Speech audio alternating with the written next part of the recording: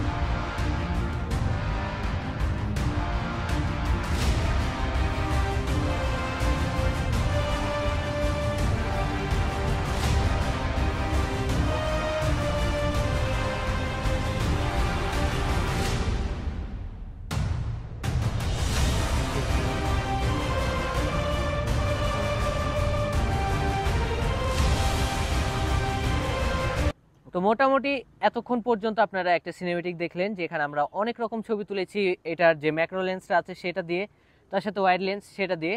তো এখন আপনাদেরকে যে জিনিসটা বলবো সেটা হলো যে আসলে এই ফোনটা যে ওয়াইড লেন্সটা আছে সেটা খুব একটা ভালো না আমার কাছে যেটা মনে হয়েছে।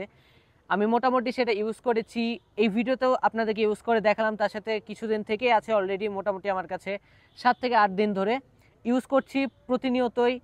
তারপরে আমার কাছে যে জিনিসটা মনে হয়েছে এটা ওয়াইড অ্যাঙ্গেলটা খুব একটা কাজের না, অ্যান্ড এটা আসলে আমাদের যে সকল ফোনগুলো থাকছে সেটা লেন্সটাকে কভার করতে পারছে না, সেটা সাইড ফ্রেমটা চলে আসছে। তো এই যে ওয়াইড লেন্স এটা কাজের মতো কাজ করতে পারছে না।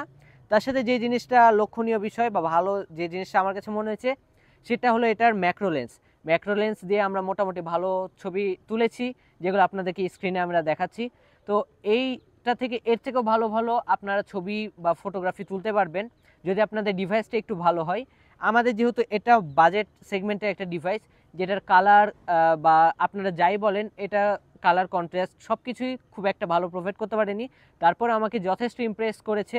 আমরা মোটামুটি এটা গুগল ঘাটলাম অ্যান্ড দারাজ থেকে মোটামুটি সেম প্রোডাক্টগুলো দেখলাম 300 থেকে 400-র আশেপাশে ভালো কোয়ালিটিরগুলো পাওয়া যাচ্ছে, অ্যান্ড সেগুলোর রিভিউ আমরা চেক করলাম, সেগুলো মোটামুটি ভালোই তারা মানে সে কোয়ালিটিটা ভালোই ধরে রাখতে পেরেছে। তো আমার কাছে মনে হয় যারা ম্যাক্রো ফটোগ্রাফি করতে চান তাদের জন্য টুকটাক ভালো চয়েস হতে পারে এটার জন্য, বাট এটা ওয়াইড লেন্স খুব একটা ভালো না। অ্যান্ড আমি সাজেস্ট করব যে আপনারা নর্মালি যে সকল ফোনের অ্যাপ থাকে বা নর্মালি ফোনের লেন্স থাকে সেগুলো দিয়ে ছবি তুললে আই থিঙ্ক এটার থেকে ভালো পারফরমেন্স আপনারা পাবেন। যদিও ম্যাক্রো ফটোগ্রাফির জন্য আলাদা কোনো লেন্স আমাদেরকে বাজেট সেগমেন্টে ফোনগুলোতে দিয়ে থাকে না, সো আপনারা চাইলে এটা ইউজ করতে পারেন, বাট আহামরি খুব একটা ভালো পারফরমেন্স পাবেন বলে আশা করতে পারছি না আমি। সো আমি এটা কাউকে সাজেস্ট করব না, বাট বলবো যে হ্যাঁ মোটামুটি টুকটাক ছবি তোলার জন্য ঠিকঠাক আছে।